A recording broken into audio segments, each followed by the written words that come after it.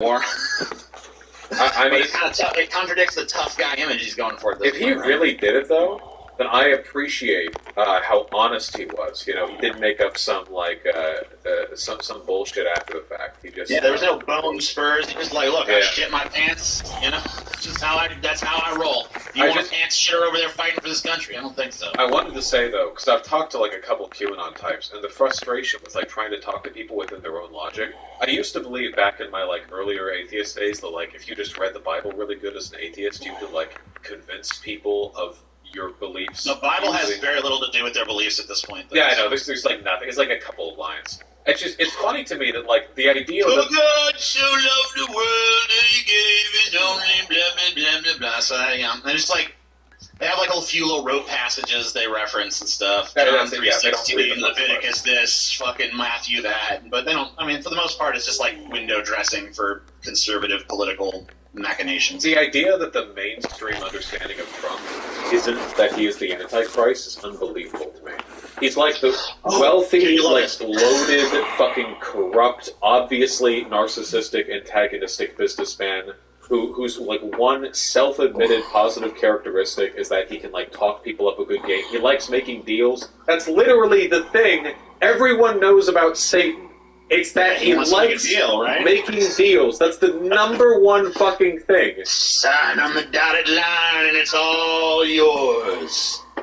But no Christian believes that. Not one. I have a cousin, I guess. I still have her, I guess. I don't know. I haven't seen my cousins from this side of the family in a long time.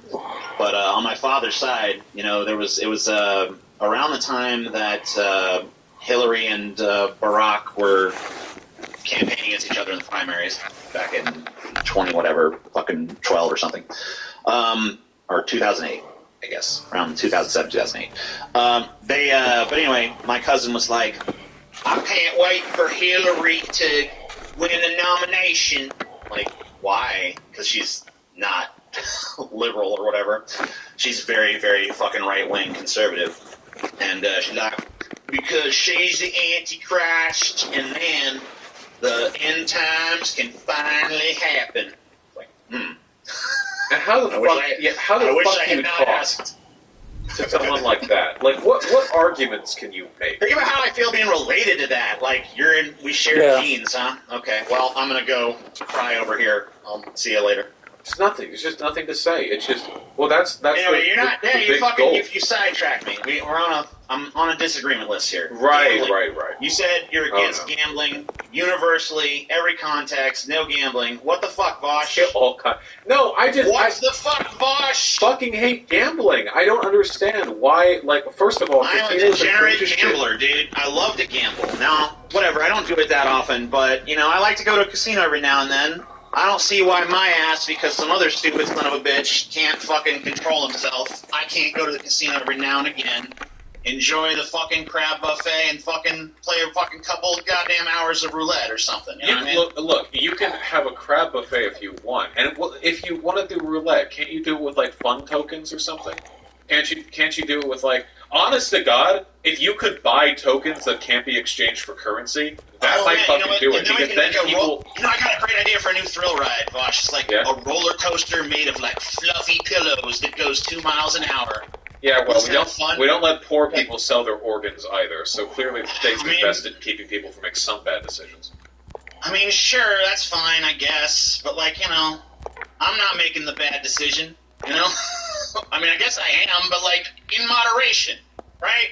I don't know. What happened? What there happened has to freedom, Vosh? What happened to freedom? Maybe we should go step by step, okay? Would you be cool with getting rid of, like, loot boxes and, like, randomized, like, payout rewards in video games and stuff like that? Covertly sneaking gambling as a mechanic into a children's game is obviously disgusting. Okay, that's step... Okay, glad we can agree on agree. that. We're step one, I'm walking...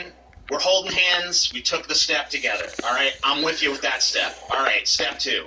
Okay, we can agree on that at least. Okay. We got that. Okay, what about gambling advertisements? Do we agree that advertisements for gambling, much in the way that, like, alcohol and cigarette advertisements, like, they shouldn't be... we can't have cigarette advertisements at all, right, on TV. But for alcohol, I think we can. magazines Targeted children. Magazines still allow cigarette. I think you can still have print cigarette ads, but you can't have television cigarette ads. Okay. And I think with alcohol, you can have alcohol ads, but strangely enough, you cannot show people actually drinking the alcohol. Is that? So if you ever watch, I guess that doesn't ever. If you ever watch an alcohol ad, you'll notice that no one ever actually takes a sip, which is a very weird rule. But country. you know, they'll show you a guy holding a beer, and then all of a sudden, like, all these attractive women appear around him. That's more of a trope of, like, the 90s. You don't really see that too much anymore. But, like, you know, the idea is your life is going to be way more cool and interesting if you got this alcohol. But they don't ever actually show the person drinking it. But then again, pretty much all advertising is that your life is going to be somehow just, like, magically better. Usually in ways that have very little connection to the product. I guess the idea is that, you know, if you go to the bar, you get drunk, and, you know, maybe you go home with somebody that night or something. I guess that's the connection there. Yeah, as far as, like, advertise, I mean, I never really fucking, I guess that I'm not really against cigarettes being advertised on TV, because they're already advertised all over the place anyway, just covertly, like, in media, because you always see the cool character in the... And I realized that when I quit smoking, like, a year and a half ago, or I quit in June of 2020, so I don't know, that's probably not been a year and a half. I guess it's like a year and some change. But one thing I realized is just how much smoking there is, like, prevalent throughout all media, because, like, when you quit smoking and you're trying not to think about cigarettes, and you're trying not to want cigarettes, you see, everywhere. like, wow, cigarettes are still fucking everywhere. All over media, every character, every fucking TV show, characters you don't even think of as smokers, you start to realize, oh, they smoke, don't they? You know? After the fucking, you know, action hero kicks like 50,000 asses and does all kinds of cardio, he fucking smokes a cigarette. It's like, okay. This is what I've said about going vegan, too. That it's like, if going vegan is one person, it's agony, but going vegan is a whole country. Probably pretty easy, right?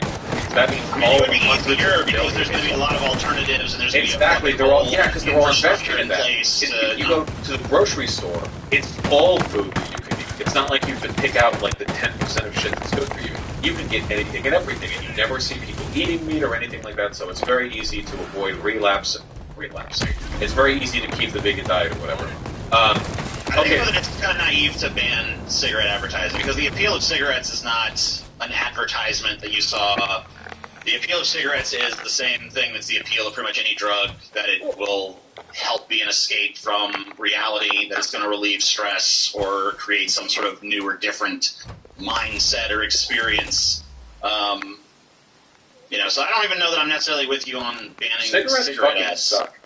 Cigarettes pretty shitty. You know why there's the whole, like, media, like, a completely manufactured media stereotype of cigarettes making you look cool? It's because that's all they fucking have. They don't have to do that for weed. Weed, when you smoke it, will get you high. Cigarettes don't do shit, except give you the teeniest fucking buzz that you could get from coffee. Yeah, nicotine is like a minor psychotropic drug or whatever. Yes, but they have to be like, okay, well, it doesn't feel like anything and it kills you, but you, like, look super cool, dude. And you look good. And it's super addictive. Yeah. You're just compelled to do it mindlessly, and you have to smell like shit and do it like 50 times a day.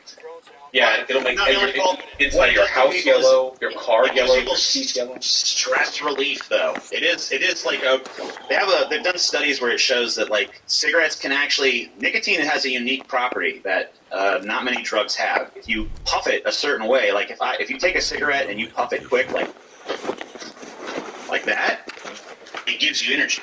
If you take long, slow drags, it relaxes you. And smokers, even if they don't consciously realize it, do realize it on a subconscious level.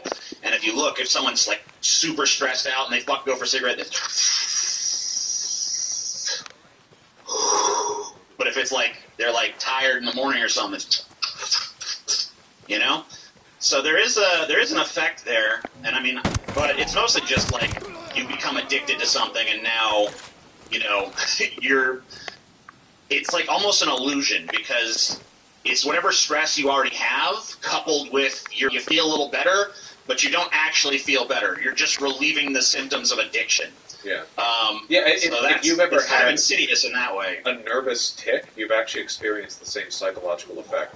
if there's like a fingernail that you tend to pick at, or like some part of your body that you tend to like flick or scratch, or just any other errant thing people tend to do when anxious or bored, if you feel like you want to do that and consciously make an effort not to do that, stimming. You're going to experience essentially the same thing that people with any other kind of addiction feel, in addition to the chemical effects. Obviously, nicotine makes it worse, but I think the worst part is it's not always the nicotine, right? It's just that you get so used to something that your brain just convinces you that something will go wrong if you can't feel it. I felt that way about biting my nails back when I used to bite my nails years ago, and it's biting your fucking nails. It doesn't. There's nothing chemical to that. It doesn't. It's completely just psychological. Right. But I broadly, I guess, support people's right to do whatever drug they want. Okay, wait. Well, me too. But wait, hold on. I had to ask because I got sidetracked there. What about the lottery? I'm in favor of banning the lottery because in practice, all it does is it supplements state taxes by taxing poor people who don't understand probability. It just seems like the only thing it does is one dude gets to win and like 500,000 people just get to pay extra taxes that year, and they're usually the poorest wretches who don't understand the math on these things, you know? Yeah, I mean, well, it's like, I've heard it called a stupidity tax, because, you know, it really is for people who are just like, you don't understand just how fucking stacked against you the odds are. Now, that being said, I'm kind of an idiot myself, because lottery, but if it's really high, I'll be like, you know, I'll pay to just fantasize for a minute. Like, what if I did win? What would I do? But, yeah, for the most part, it's Squid Game. I don't know. It is. It's Squid Game. I don't know that the government should be running a gambling operation. Yeah, so the fact that the government does. I could say it'd probably go away. Now, if someone wanted to do a private lottery, I don't think I'd fucking put any roadblocks in their way. But you could never ban it as a concept because it is technically a lottery. If everyone like puts 20 in the hat and like throws a like pair of keys in right over. Yeah. You know, it's like, hey, someone's gonna get lucky. You know, maybe it'll be you, but probably not. You should probably recognize that the odds are not in your fucking favor. The state, probably not the entity that should be doing that at the very least. Right. I mean, like it's like, you know, I mean, yeah, I don't really think the state should be involved in a gambling operation. I think it's pretty fair to say they should. The thing that gets me, I'm in favor of the decriminalization of all drugs because I think that it leads to better outcomes, you know. And I think drugs offer something unique. Even ones I would never recommend people take, like heroin or meth, they do offer a conscious experience that can't be matched with other like replicate. Like there's nothing else quite like it. But a lot of gambling related stuff to me seems like just a way of bleeding people out mathematically for an experience that they could conceivably get from other things.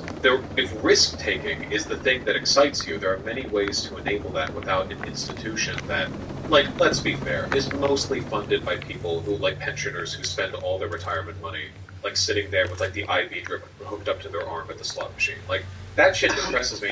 And while I do think people should be able to make, like, mistakes on their own, I don't think the state can nanny everyone. But think about, like, what kind of thrill is really available to an elderly person like that, though, you know? Yeah, like, but, like, that's so they can't go on a roller coaster, they can't go on a fucking thrill ride of any kind, they can't fucking, they're probably not able to travel all that much, you know, like, they can't even bet on real things happening. Like, they're not even betting on presidential races or whatever. It's like slots. Like, you can't win slots. The math is against you. You can't. You can't do it. They code those machines to not work. Yeah. Sometimes you win. Hey, look, the thing about odds is, you know, sometimes you're the fucking lucky person. You know, you're the person who gets the payout. Now you're probably going to play it all back in anyway, but.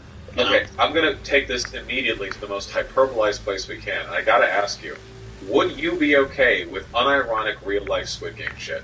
Like, you get to sign a bodily autonomy waiver, 100 of you, one of you gets to win, the other 99 of you sign the contract, everything that happens in here is control. Do you think I've not seen Squid Game, so I'm not, like, super familiar. I mean, like, it's like one of those things, it's like, good. It's so popular I don't want to see it until, like, some time has passed, but... I don't know, I just have like a really like contrarian strain of like, even if I know something's good, it's like, well, it's too popular, so I don't want to watch it, but no, I definitely should watch the fucking thing, but like, the premise is that, you know, they sign up to do these fucking crazy games where people die and shit, I guess, and... It's basically sign a contract, to enter a series of games. You lose, you die, but if you win, you get up a gajillion dollars. You know. So it's like extreme gambling, where you're betting your life, basically. That's the concept, because if you sign the form before going in, I mean, right now you can't sign your life away in this country. But hypothetically, if somebody wanted to do that, do you think that should be something the state should allow? I think that, to me, would depend on the context of the society. Because in a society where people are... Okay, except for the military. Chat, yes, okay, the military, thank you. You know what the fuck I mean. Jesus Christ. Okay, sorry. But I mean, like, in a society where people were herded into, well, I'm assuming that, desperation drives people to sign these contracts. I mean, really, it's pretty much coercive, right? But if if you're talking about a hypothetical civilization where, people did not have, some massive debt to escape, and they were literally just doing it for, let's say there's, a strong social safety net at the bottom of our society still means that you're getting food, clothing, shelter, and basic necessities taken care of, and there's no, poverty or homelessness or anything like that. It's basically, a utopian society. If there's still people in that context that wanted to do it, I would say, okay. But in the context of a coercive society where people would be driven to it by desperation, no, I don't think so. That's really interesting. I didn't expect that answer. So for you, the ability to sign your life away to blood sports is not something you necessarily have an issue with people doing. You just have to... You want it to be for the glory. You want it to be so that... Well, I'm just saying, if someone's value system is such that that's what they want, if they believe that if they believe that thrill is worth the experience, even knowing and understanding that risk, then I don't really see how... Okay, there we go. Just give it a second, they'll all see me again. Sure thing. Sorry, that doesn't happen normally. It's all good. The internet's been really fucky up here ever since the big storm in Seattle. It's been a little inconsistent. We're basically talking about a hypothetical utopia, so, I mean, effectively my answer is no, I don't think people should be allowed to do that. I'm interested because this is the same logic that people use to argue that dueling should be legal. That if two people want to fight to the death, that they should have the right to without the state intervening. Now, as far as I can tell, the only reason the state doesn't want legal dueling is because, A, it's really hard to prove after the fact whether a person who's been shot consented to it with a duel, or if they were simply shot and the person who shot them is just saying, oh yeah, bro, he wanted it. And secondly, because it significantly decreases the human population, which we need to work. I think that quite a few people died to duels back in the day.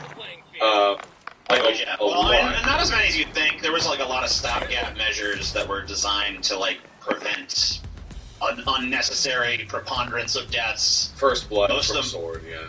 Yeah, I mean, most of them didn't even get to, they did a lot of pomp and circumstance that's kind of designed to make you go, hey, let's just work this out, because, this is stupid.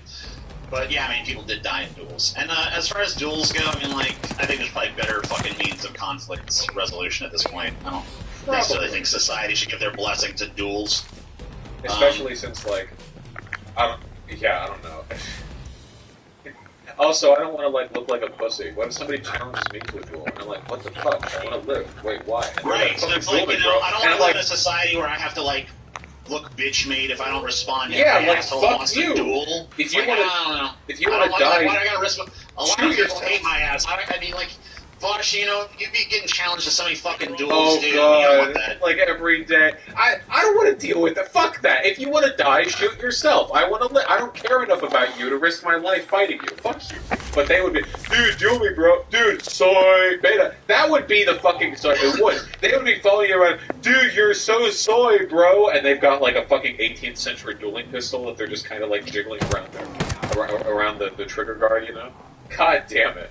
Oh, yeah. Right, well, what about gambling in a game of skill? So you don't like the slot machines, but what about, people who are competitors in a game that involves some sort of, skill set? You know what I mean? I'm cool with that. I think that's fine.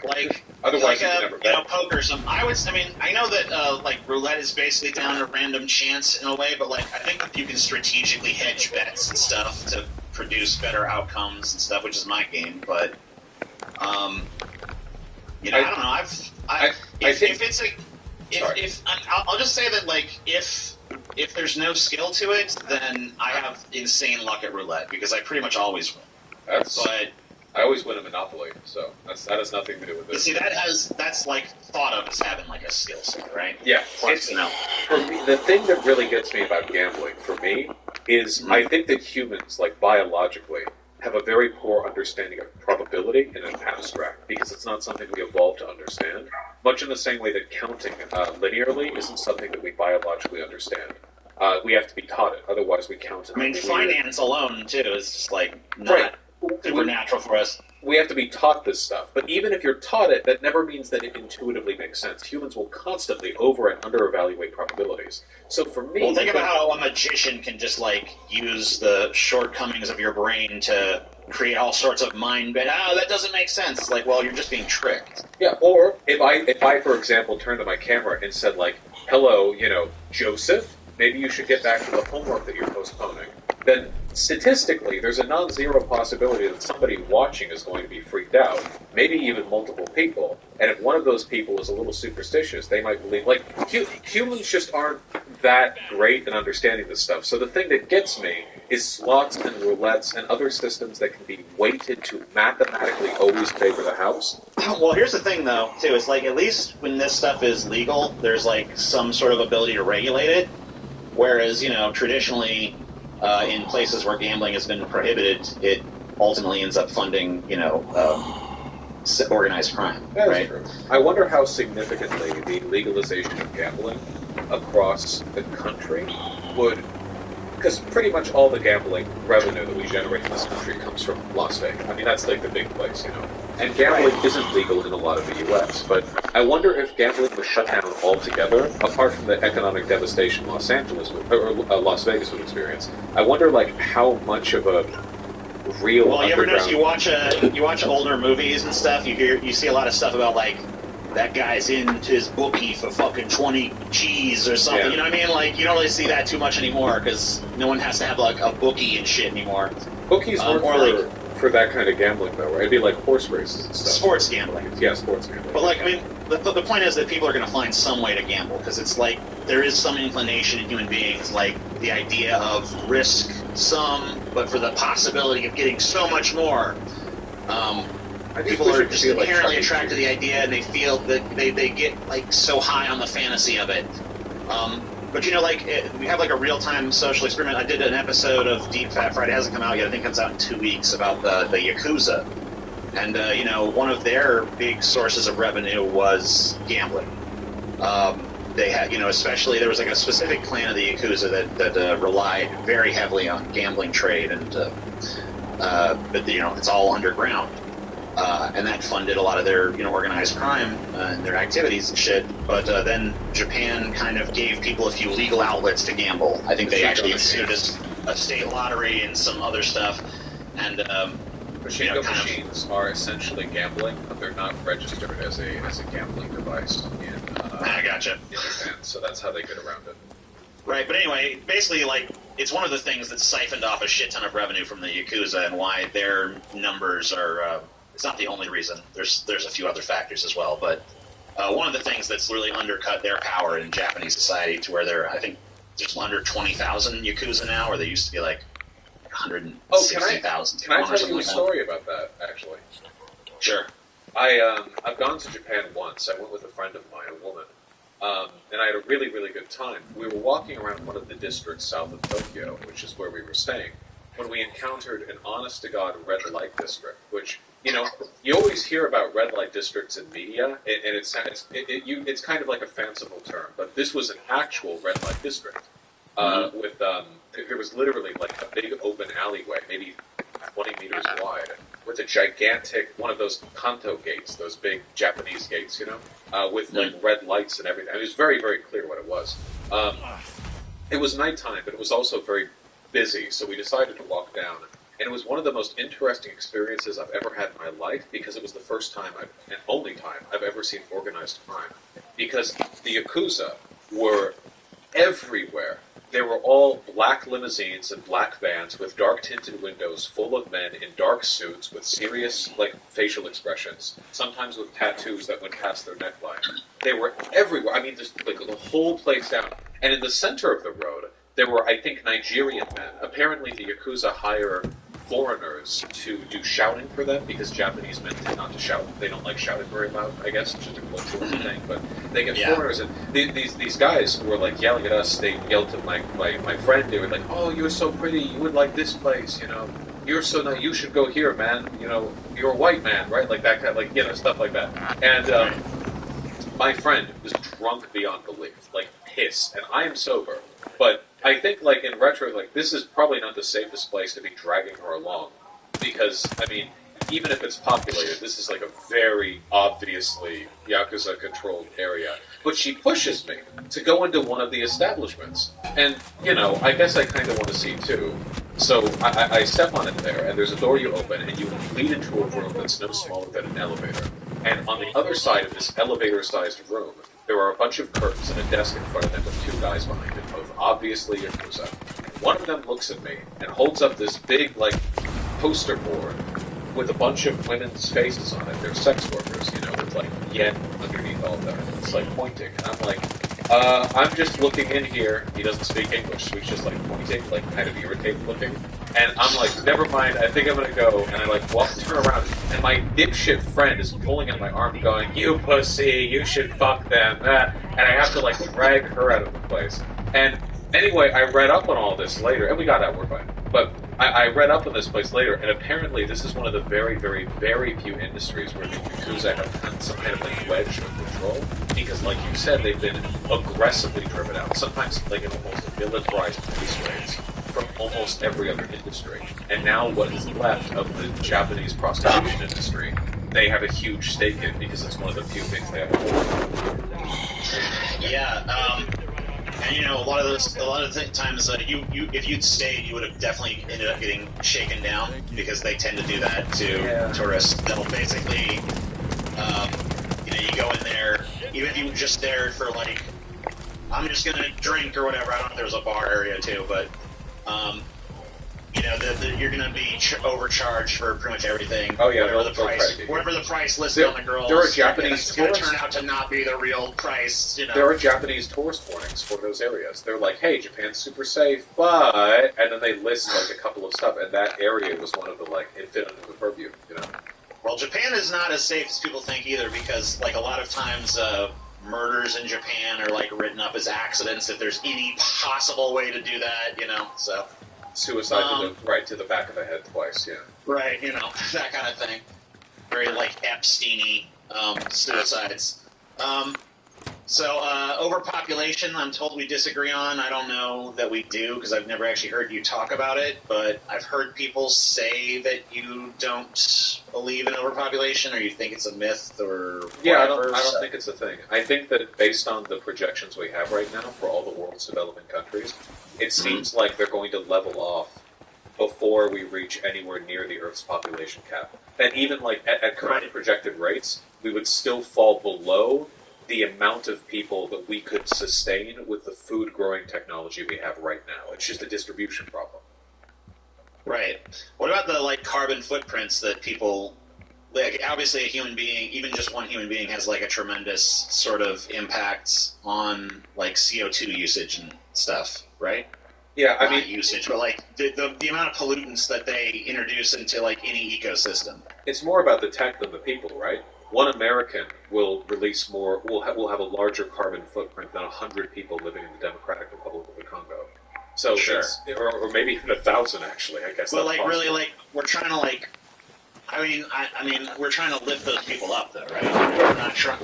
So, like, eventually, I mean, unless you're talking about.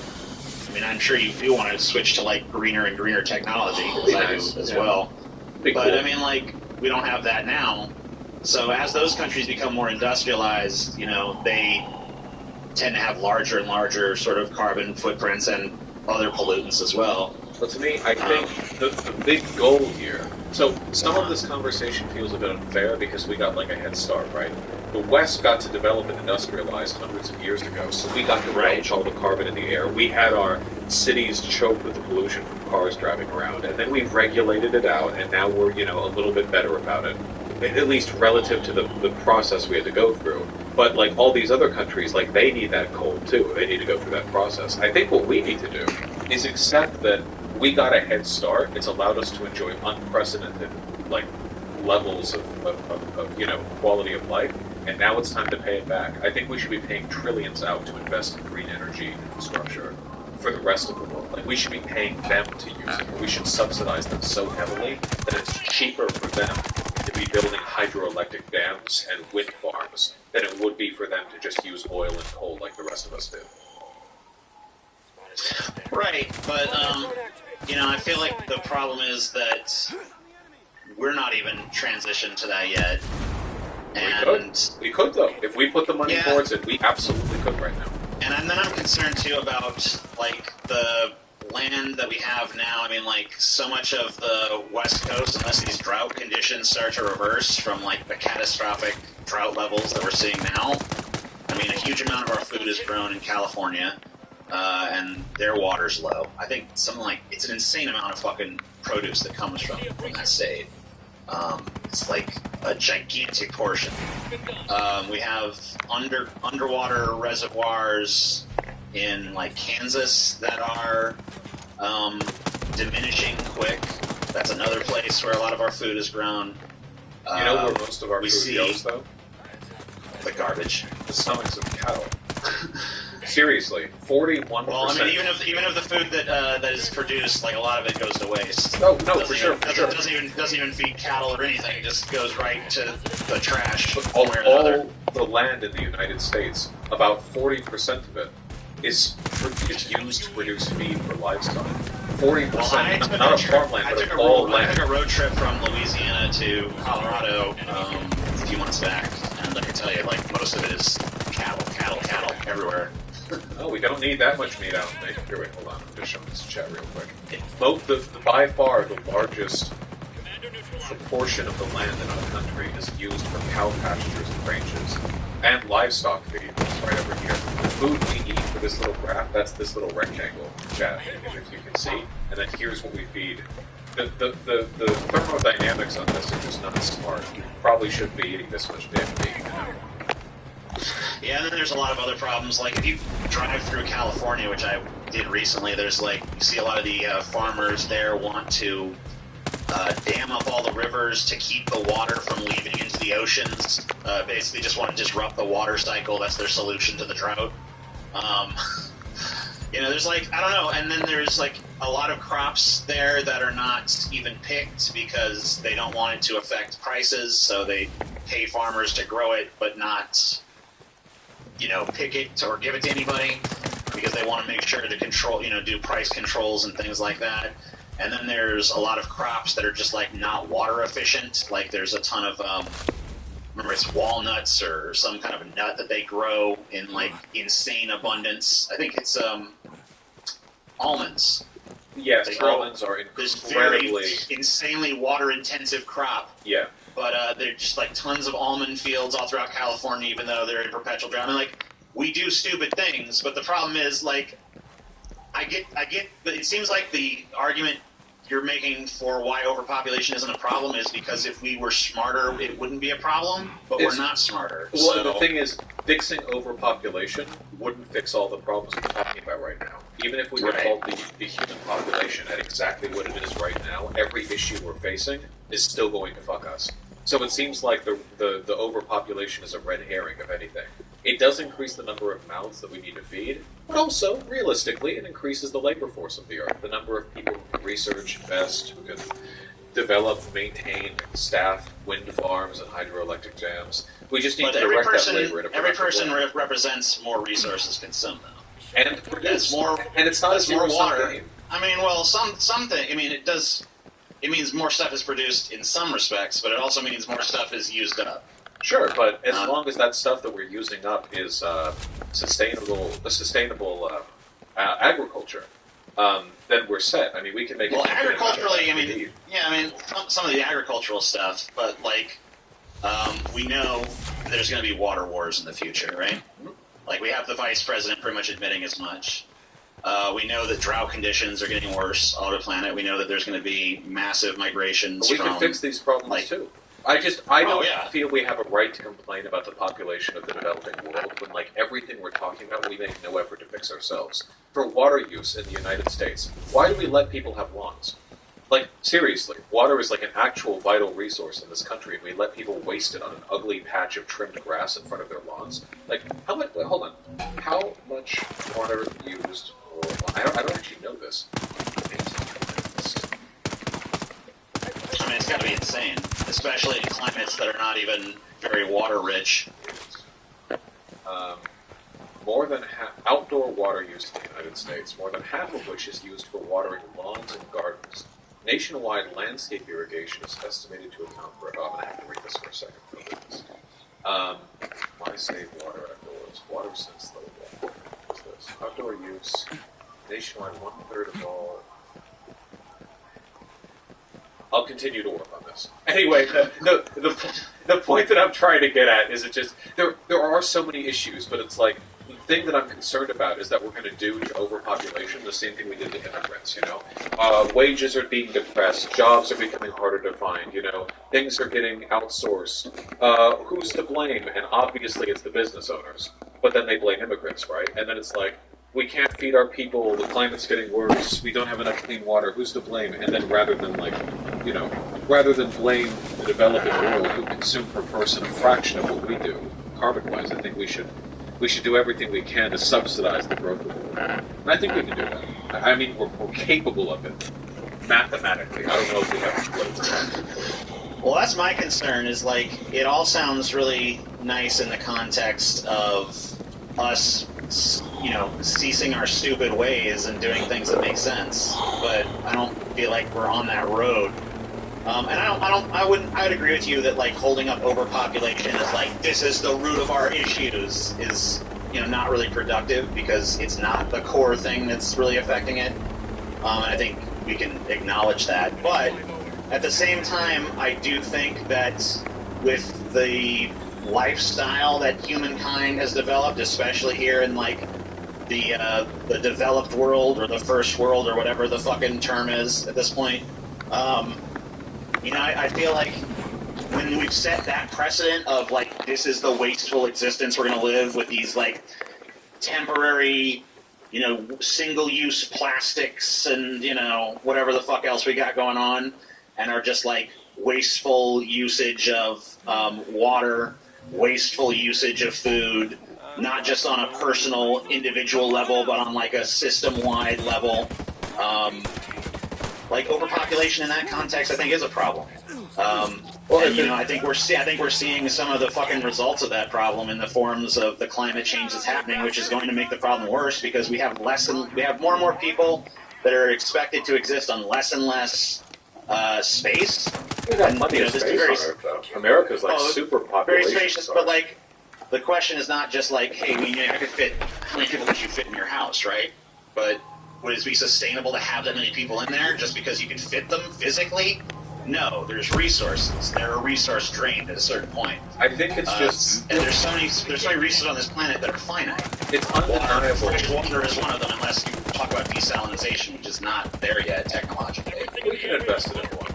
It's undeniable that these are issues to be concerned about. The issue is, like, in terms of what we can do about it politically, the only thing you can do to depress the population of developing countries is to wage war on them and just set the problem. Well, why just developing countries? I mean, like, every country. Well, developing or not. Developing, like developed.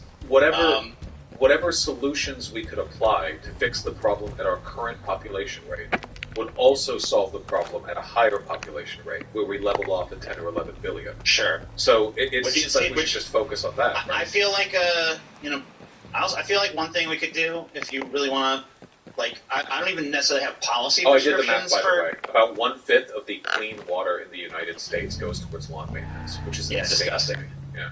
You should figure out something else to do with it. If you're gonna fucking grow something in your lawn, grow vegetables or something that's actually useful. Yeah, absolutely. But you know, I would just say, like, maybe just have try to change the culture to where it's not necessarily looked on as like there's like a very like reproduce, you know, like it doesn't need to be romanticized to the extent that it is. I feel like a lot of people end up having kids that shouldn't, because it's just not for them, but they feel compelled to by society's expectations, as well as, obviously a certain degree of a biological imperative to reproduce. But, I think it's overly romanticized, and I feel like there's a lot of instances, like, I never felt happier than when I saw little Jimmy be born, or whatever the fuck, and all this, like, it's changed my life being a dad. Maybe for some people that's true, but, like, I think that expectation and the permeation of that, I don't know, and I know that it's kind of like what they want, right? That's why abortion has been made the issue that it is, that's why this whole, like, pro-life mentality took root, because it's more consumers need a larger and larger consumer base to fuel more and more profit for ourselves, right? Oh, I'm totally fine with having a higher population.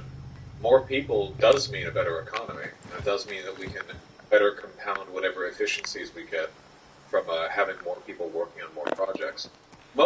Right now, the U.S. birth rate seems to be at about 1.7 births per woman, which is below replacement rate by about 0.4. We only shore up that difference because we take in so many immigrants. I think in terms of, like, which I find taking on the immigrants. Yeah. I think in terms of addressing this, like, it feels like the birth rate in developed countries are already pretty low. They might, in fact, be low enough. Well, I mean, if you're talking about things leveling off, then you can't have the idea that eventually everything's going to level off and we're going to be fine because we're not going to get anywhere near the numbers that are going to be needed to, like, cause, like, the ecological collapse, which I think is estimated, at least by some of the experts I've read, at like 11 billion people. We could sustain 11 billion people with current technology. 11 billion is pretty much the limit, from my understanding. That's like the carrying capacity of the Earth as far as, like, what infrastructurally could be supported. I think it really depends on what. At least according to, like. Yeah, I mean, technological fucking advances could obviously change the number higher, but what we know, there has to be an upper limit, though. So eventually, if you have an economy that's based on perpetual growth, then you're going to reach a point where that is inevitably going to fail. There has to be something. There has to be an idea that's more stable. There has to be an idea that doesn't need constant population growth in order to sustain itself. In terms of, like, where these resources are being committed to, I know food's not an issue because, again, like, 3/4 of all of the farmable land on Earth is being used for livestock feed, and meat makes up a very small portion globally of the calories we consume. So if we reduced our meat consumption and spent more of that land producing fruits and vegetables and grains and potatoes and shit, then we could easily feed far more than 10 or 11 million people. We could probably go well up to 20 with, like, existing technology and stuff. Yeah, just for food-wise, right? With water, we have to make sure the climate's kept clean, which, I mean, that's a larger issue. But in terms of our global footprint, I feel like the population. I mean, we're looking down the barrel of some pretty bad water shortages right now. So that's population reduction is one. I mean, it is with our current lifestyle habits. Right, but we can change those lifestyle habits. We can't really change the growing population. We're already domestically at a below replacement rate for our birth rate, which will cause problems in the future, too. We can't rely on immigration forever, and eventually we're going to have these cyclical booms of, like, welfare sustainability for older people when they fall out of the workforce. You want a pretty, like, steady rate of growth, which is why China's about to have a serious fucking problem when its gigantic population boom enters retirement age. So I think that... Right, but even if you don't think it's happening now, eventually that growth rate is going to come up against the reality of carrying capacity. Whether you think that's 20 billion, 30 billion, or whatever it is. Like, there's going to come a point where the Earth simply cannot sustain these people, and then it's either we have to, like, work on some sort of terraforming project, colonizing space, using resources beyond the limits of the Earth, or we have to figure out some way to be sustainable at a lower population without needing perpetual growth. Because it seems like all the industrialized countries in the world keep converging at the exact same, like, just below replacement birth rate, right? Right, but... Yeah, it does seem like once you industrialize, birth rates decline, probably as people get a little bit more educated and start to pursue maybe like their interests rather than not everyone's actually interested in fucking raising kids, having a family, that kind of thing. And as people realize more options are open to them, that they kind of like some of them make different choices. But what I'm saying is that if you have an economy that's based on perpetual growth, eventually you're going to have to figure out a way to maintain that economy without the perpetual growth. I'm not going to disagree with that. Yeah, sorry, I'm just looking right now. Right now, the United States, Iran, Brazil, China, Canada, Thailand, Italy, and Japan, and a few other countries too. They're all below the global replacement fertility rate. The UN projection for around 2,100, that's basically every country on Earth apart from Zambia, which I think is like the most underdeveloped country. I think Zambia is a little bucky-wucky right now, to be honest with you. Everyone else is below that rate. So I think this is one of those issues that will solve itself. The thing that concerns me is that it's possible that a different economic system might not have the suppressive force on birth rates that capitalism does. Maybe it's not capitalism and the modern workday that makes people, maybe it's not industrialization that lowers birth rates. Maybe it's like the relationship we have to our work. And if we had a more democratic economy, it would encourage people to have more kids because they have some people. That's true, and some people say it's just like when women have more reproductive rights, they choose different paths, and we have better access to contraception and stuff like that. And I think a lot of people just realize that kids aren't for them. They're just I feel like if you're in a certain societies, it's more like the expectation of having children is a lot higher of a benchmark, and more within necessary, a certain context. Yeah, I mean but as the society becomes more industrialized, you kind of start to have more access to information, and women tend to have more rights over their body in those circumstances. Although I know we're having a lot of people try to chip away at those in this country. Why? Let's regress. I don't know. Maybe one day we'll completely depersonalize the project of childbirth. Maybe it'll just be you have sperm that's donated, and you have artificial wombs with seeded eggs. Well, I saw someone on Twitter the other day say that if they try to start producing children in artificial wombs, then they'd fight a civil war against it or whatever. I don't know. Well, people are very emotionally attached to the way that we do birth right now. But hypothetically, and maybe this wouldn't work right now, hypothetically, the idea of a future where you do have to keep population more or less in a given range, then you don't give birth by fucking. Fucking's for fun and for spreading disease, of course. Instead, there are just regions produce children, and in accordance with the needs of the society, and B, in accordance with if there are people nearby willing to take them in. You'd submit, hey, yeah, if there are any kids popping out sometime in the future, I'd like some.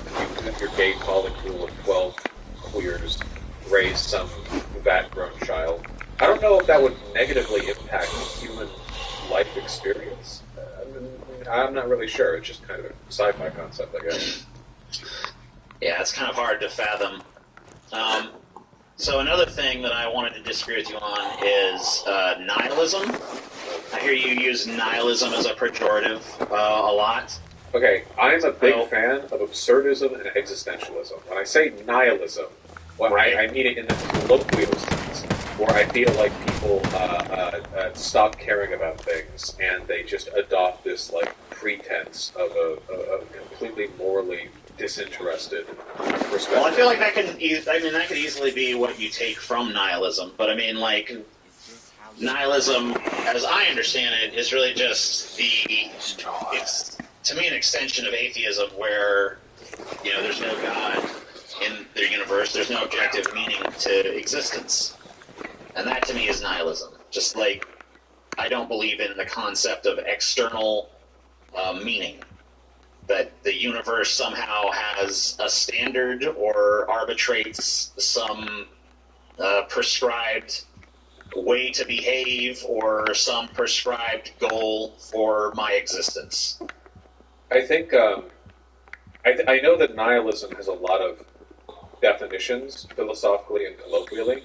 The difference that I always understood it to mean was that existentialism and absurdism, which are kind of derivative from nihilism, believe that the universe is absurd, or we give meaning to it, or we have to find meaning in it, or essentially that meaning is a democratized concept. It's something individual, it's personalized, it's subjective. Sure. We build it. Whereas nihilism is the rejection of meaning existing at all, meaning that not only is there no existential meaning, you can't make it for yourself either. It just there simply cannot be any. Meaning is a meaningless concept. I understand nihilism more as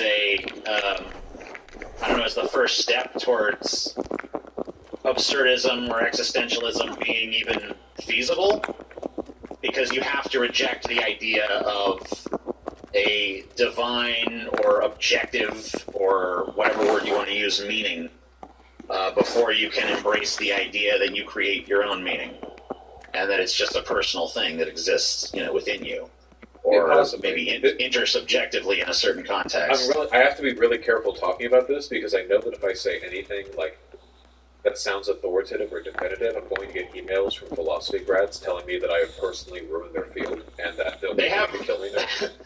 They have no more dominion over those words than any of us, so... Not over the meaning of the words, though, but possibly an understanding of how they work. Philosophy... we're talking about, every concept, it actually has to be fleshed out. You can't... This is why labels just suck as shorthands for things, because they don't encapsulate everyone's understanding, and we're not all going to have the same understanding of a term. To me, it's about the argument that you can make, right? I've talked to a number of people who are...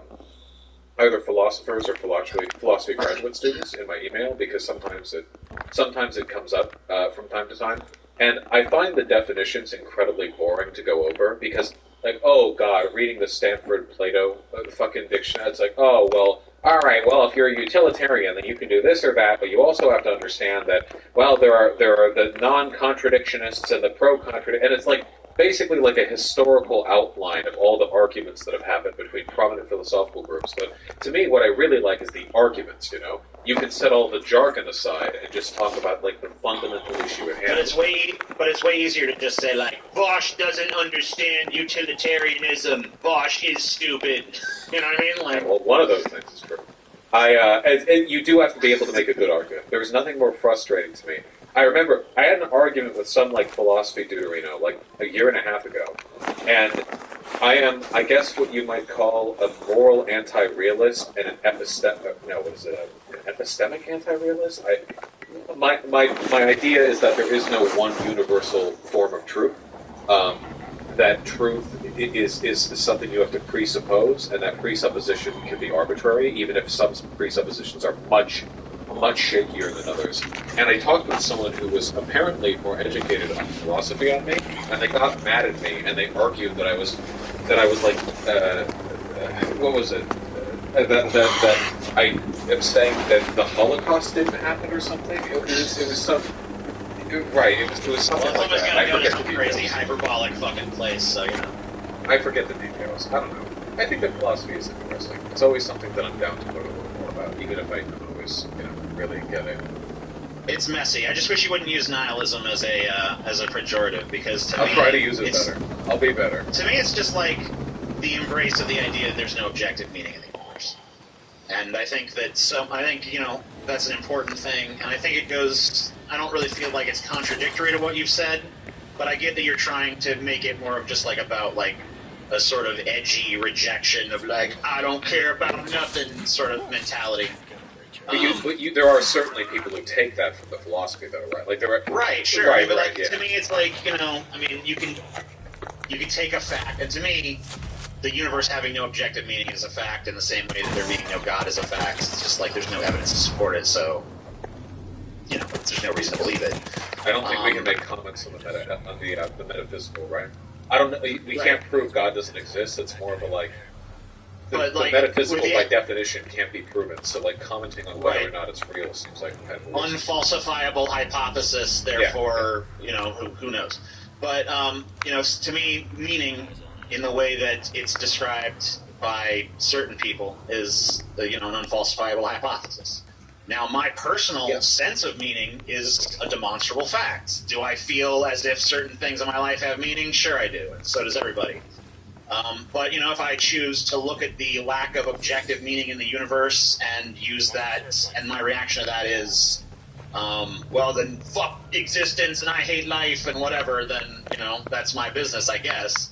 It seems like a kind of a waste of that revelation to me, but, I'd rather pursue something a little bit more interesting with it. I mean, like, the fact that there's no objective meaning means that you have power over what meaning is in your own existence, which kind of makes you your own god to an extent, which to me is way more appealing than just, like, moping around and being depressed about it. It seems like something to celebrate. There's a Satanist philosophy, I think, that adopts that idea. Dry, they said what you want to eat. What you ain't hungry, are you? Yeah. You gonna ask me that question, then you gonna say, am I hungry? Are you hungry? Yeah. Just such a con man, but he's a little. Want to eat from where? Where you going? I don't know. I mean, he had kind of a rise. Where you want something to eat from? I think that anyone who goes around I don't even know where you going. You just gonna go anywhere? I guess McDonald's. Where you going? Because they're more of a, activist thing. Give me, cause we already got some drinks. So just give me like a 10-piece with large fries. Not just. You don't need no large fries, man. You already have. Like get you a medium fry. No, large fry. You don't need no large fries. Nigga, are you my daddy? You my doctor? Dang. Yeah, absolutely. You do what you want to do. You say that, but then you just told me I didn't need one. Yeah. Well, which one you going with? Do I need it or I don't need it? You don't need it. I'll give you a medium fry. No, a large fry. You just said I could do what I want to, so there you go. Oh, wait. I know, and I just told you a large fry. Okay. Just based on what we've been talking about for the past hour and a half, I feel like you would really enjoy it. It's a very cool game. Damn. And I think it touches these niggas be killing me, man. on a lot of the stuff that we've been talking about. So I think Nigga, if you trying to limit my safety, nigga, it don't make sense for me to not get those fries, dumbass. I try. I always try something that's good, and I'm like, maybe, and then I don't. I got a few more things if you got time, but yeah, I got till the hour. All right, cool. My friends who donated are getting fucked again, but that's okay. I like it when they're sad. It makes me happy. Poor Dono fans. Yeah. I would have him read it, but anyway. So I don't know how you feel about it, but someone wanted me to talk to you about how you feel about bicycles and bicyclists, because I controversially hate them. Okay. But maybe you like them. I don't know. So here's the thing. Okay. When I'm driving, I despise bicyclists with all my heart. I hate them and I want them to die by my wheel or another's, okay? But when I'm sitting in my computer chair reading about how destructive car-centric infrastructure is in the United States, I am so pro-bicycle that I just wish a fleet of them would roll across the country, flattening all car-based infrastructure beneath their little baby bicycle wheels, you know? There's a YouTube channel called Not Just Bikes that I'm rather fond of, and one of the things I talk about a lot is like the destruction of local community, because right in America, especially if you're in the suburbs, and you want to go anywhere, it's like a day trip. You have to get in the car and drive over there, and you just go to the place to do that. But that's not how it used to be. It used to be that the cities were all mixed zoning.